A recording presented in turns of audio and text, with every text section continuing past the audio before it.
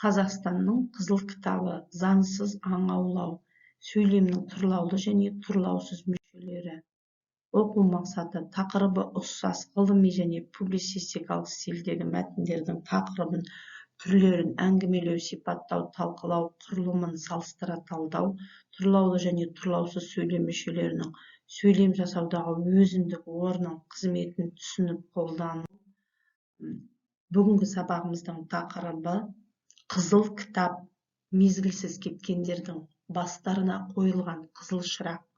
Қызыл кітап опат боп кеткен аңның бастарына қойылған қызыл күмбез, қашқан кезде адамнан ізін аңдып, тау ешкісі өтеді құзыңды аңдап, қызыл кітап тірі жан тимесін деп, хайуанатқа берілген қызыл мандат, баяғыдай көбінің халі бірақ, мойындарын үзеді әлі бірақ, қызыл кітап бұл өзі қызық кітап, тысы жұқа, астары қалыңырақ деген Қадыр Мырзалидың өлеңі бүгінгі тақырыпқа сай келіп тұр. Яғни, бұл біздің сабақтың эпиграфы болып табылады. Жалпы Қазақстанның қызыл кітабы туралы мынадай ақпараттар бар. Ол 1978 жылдан шығады, 1996 жылдан қазақ тілінде шығады. Қызыл кітапқа 5 категориядағы жан-жануарлар кіреді.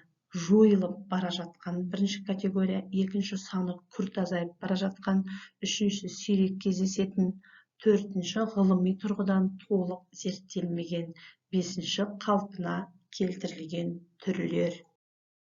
Мына суреттегі жануарлар туралы не білесің? Бұлардың қызыл кітапқа қатысы бар ма? Енді тілдік бағдар. Сөйлем мүшелер қызметіне қарай тұрлаулы мүшелер, тұрлаусыз мүшелер, сөйлем құруға негіз болатын бас мүшелер, тұрлаусыз мүшелер, сөйлемдегі ойды толықтырып тұратын мүшелер.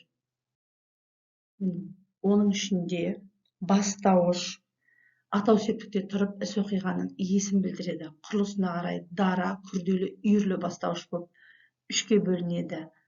Біз сенеміз дара бастауыш, 15 тақсан күрделі бастауыш, уайымы көптер тез қартаяды, үйірлі бастауыш. Баяндауыш, бастауыштың жай-күйін, оқиғаның қай шақта болғанын, сөйлемді тиянақтап тұратын тұрлаулы мүше. Ол да құрылысына қарай үшке бөлінеді. Біз алыстан келдік, дара бастауыш, ауыл мәдениеті өсіп келеді, күрделі бастауыш. Оның ең үлкен кемшілігі сабақ оқымау, үйірлі баяндауыш.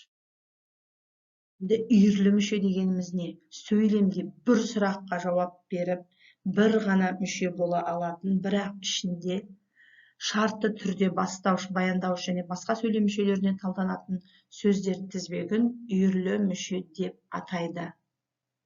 Мысалы, үйірлі бастауыш білімі күшті, мына сөйлемде. Үйірлі баяндауыш өзгеріпті, жаңарыпты, үлкейіпті. Үйірлі толықтауыш құлақ естігенді. Үйірлі анықтауыш қызыл балақтың машағына бойы үйренген. Үйірлі пысықтауыш жас шыға. Енді анықтауыш тұрлаусыз мүшелерге тоқталатын болсақ, анықтауыш зат есімнен болған мүшенің сын сипатын анықтайды. Қызыл алма берді, дара анықтауыш, қара торы ат бірінші келді, күрделі анықтауыш. Ақылы бар жігіт болашағын ойлайды, үйірлі анықтауыш. Толықтауыш сөйлемдегі тұрлаулы мүшелердің мағынасын толықтырып, кеңейтіп тұрады. Ол да құрылысына қарай үшке бөлінеді. Кітапты бүгін тапсыр, дара толықтауыш. Олар аттардың 12-сін таңдап алды, күрделі толықтауыш. Досы көппен сыйлас, досы жоқпен сырлас, үйірлі толықтауыш.